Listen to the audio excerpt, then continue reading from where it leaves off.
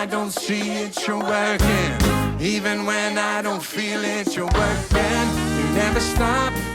All right, give us the list. Who's there? All right, so I think Tommy and I were like geeking out and so excited as this session was coming up. So on tenor sax, we have Justo Amario, legendary Latin jazz saxophonist. Yep. Has played with, I mean, pretty much any jazz arena in LA he's played on. He's played on pop albums. He's toured the world with the biggest pop stars there are, and would consistently still come play at Christian Assembly on the weekends, which is just amazing.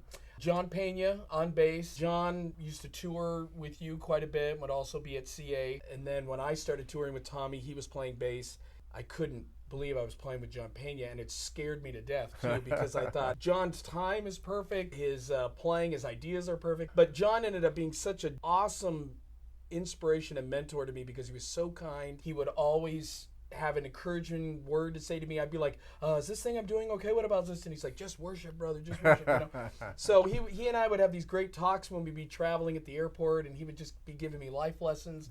And I thought, man, I've learned even more about life from him than I have even about music. So. And John Pena played with my growing up guitar hero, which was Larry Carlton. He's played with everybody. All these guys, they do some gig, who knows where, and the next morning they show up at serve at church. And by the way, not even getting paid, just coming to serve. Yeah. We have Dave Siebels, incredible pianist and organist, plays with the Big Fat Band and TV and movies, amazing soloist, and lives down the street from you. That's I think, right. Too. So he graciously came in. He's just a quiet kind of guy, but then sits down and just goes at it, and you're just thinking, wow, this is amazing. Plays all the changes, beautiful heart.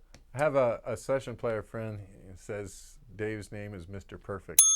He never messes up. He never messes up, which is kind of nice. Something for us to aspire to. And then Luis Conte, when I learned about him, I then started noticing his name. And I saw his name on this movie, and then this movie, and then this album, and this tour, and this thing. And the guy has been doing it since the late 60s in Los Angeles.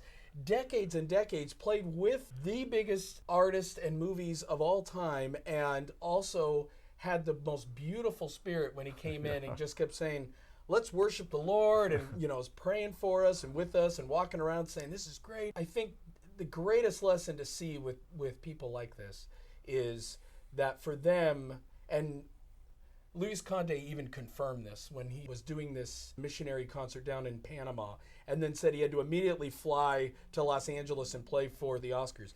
And he just said there was so much life when he's standing playing in front of all these people in Panama, and they're worshiping the Lord.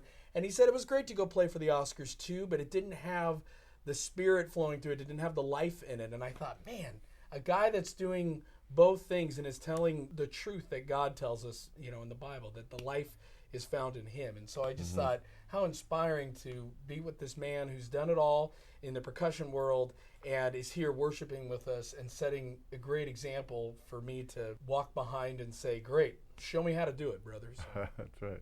When we put these songs together, we arrange it ahead of time as much as possible.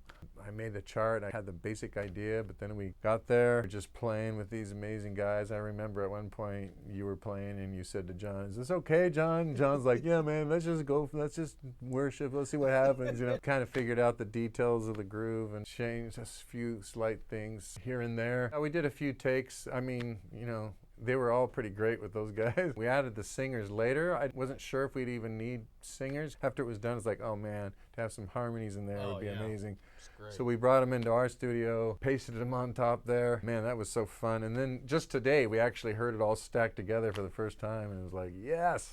A huge part of my story is I moved from Texas here to Los Angeles to go to music school. I ended up at Christian Assembly, a little four-square church in LA where Justo Mario was playing, who before I ever got here, I was a fan of his music. I actually had a profound experience. I went and saw the group he was in, Koinonia, playing at Church on the Way. Here these guys, including Abraham Laborio, were just worshiping with such passion and joy and such crazy excellence all at the same time. And they're playing like this funky, crazy, fun music, and I'm literally weeping the whole time. I'm just like, that's what I want to be when I grow up, And I was already in LA studying jazz guitar because I just believe that worship could be evangelistic, and that if we could do it in an excellent and sincere way, it could draw everyone to become worshipers. But then I saw it modeled to me.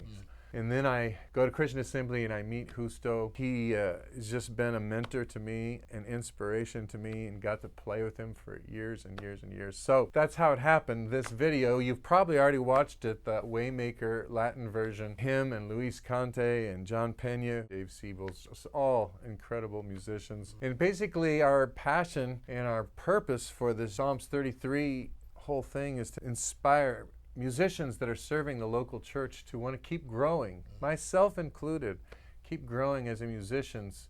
So as I serve and as I lead, people would be seeing the beauty and glory and excellence of God. So what was it like for you to play with these guys and groove with John and Luis Conte? In some ways, it's a dream come true. I grew up watching Justo Amario too, seeing him on like the Ron Canoli Sing Out and Lift Him Up albums, watching all those incredible musicians. So it's been such a delight to get to know him here at Christian Assembly and play with him, and then to go into the studio and record with him. And, you know, he comes in so humble and gentle and kind. And just being around him, I feel like I learn from his countenance, from his presence, the way he worships. He was in a separate booth, and you could see him just back there during the parts he wasn't playing, like lifting his hands and worshiping. You know, some friends of ours just went to go see Justo at a club the other night, and they were saying the club was so small, when somebody came in, Justo had to move out of the way.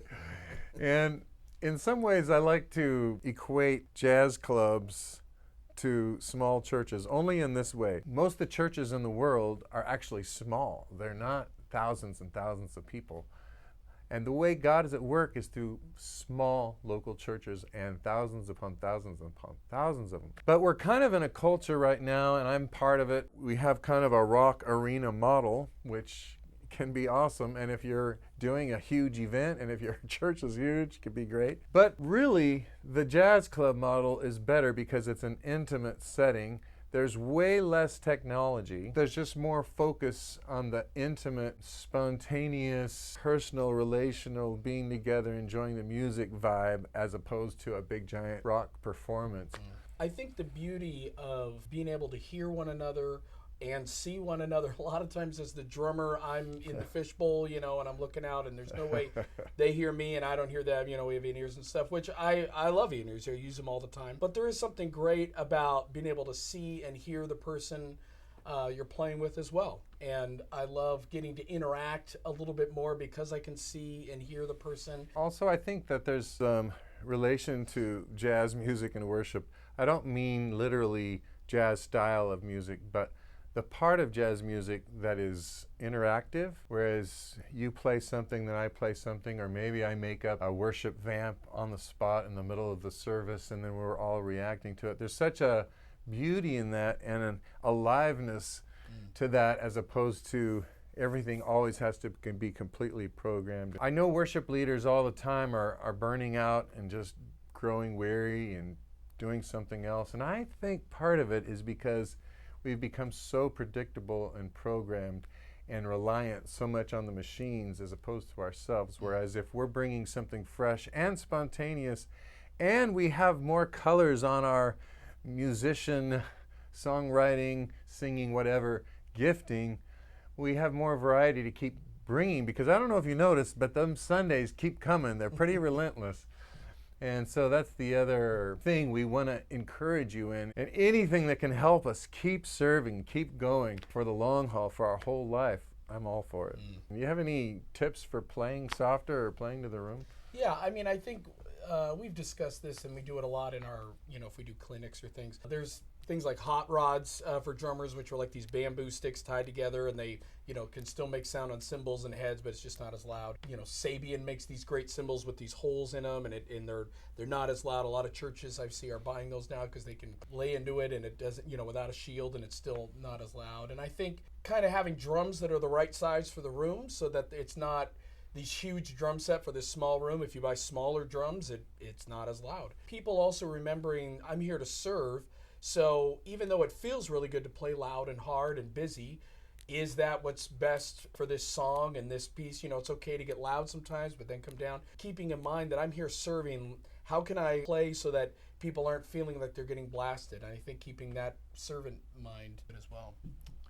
And how did you learn how to actually groove soft? Does it take practice, or I'm talking about like really a nice groove but not killer loud? Like, does that take practice? Or Yeah, I think it does. I mean, I would practice trying to do certain grooves soft, and then sometimes you got to practice certain grooves loud to see if you can still pull it off without cramping up or something like that. But I think it's important to practice all the stuff we do on any instrument, loud and soft, because you're going to want to do dynamics, and you don't want it to not groove anytime it gets soft or not groove anytime it gets big. And I think it's important for us to practice just like at different tempos, to practice, scales or fills at different tempos so that we can be ready when the time's there and we are growing and getting louder, that you can play that moment in time is demanding of you, and it doesn't, the wagon doesn't have to fall off. yeah, it seems to me like drummers these days, you totally correct me, like they're bashing, they're playing hard, they're playing loud, and it's like or they're hitting the cymbals a little bit and they're really soft,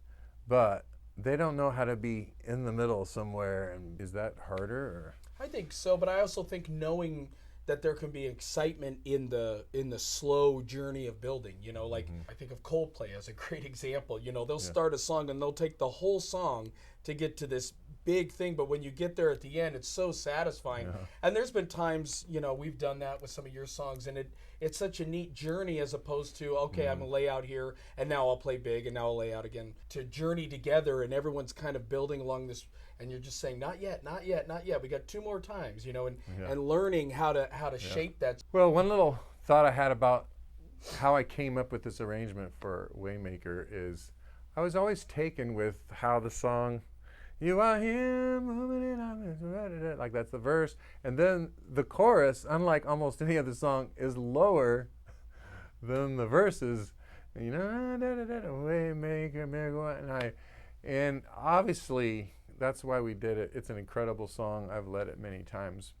But what inspired the whole thing in the first place is like, I'm going to do the chorus, but I'm going to do modulations in the chorus. So the chorus keeps lifting. And I just thought to do this song not too slow and to put a bunch of different modulations in it would give it a little bit more of an interesting musical journey. And then, of course, I had Justo in my mind and these amazing players, and I'm like, let's try a Latin groove to this. I've never heard it that way. That's what brought the idea to me. As I became the worship leader at Christian Assembly, the most humble person on the worship team happened to be the most gifted one. And I can remember one of our drummers way back in the day, he says, it's so hard to be proud when you're around Justo and you're not as good as him. For all you people on worship teams, and especially the leaders, we want to inspire people that are part of our team. They're watching us, how proud we are, how we are making everything about ourselves or about Jesus and about serving everybody else. Justo, what a gift you've been to me in that way. And to have somebody on your team that pushes you to, man, I want to be better. I want to grow. I want to be able to do that. I want to just show people the wonder and beauty and glory of God when I play, We thank you, Justo, and all you guys that were on this video. We are your students, so grateful. And we just hope that at the end of the day, you'll go pick up your instrument and practice a little bit more for the sake of serving your local church and giving God glory with your life. I believe God will be glorified and you're going to last a lot longer.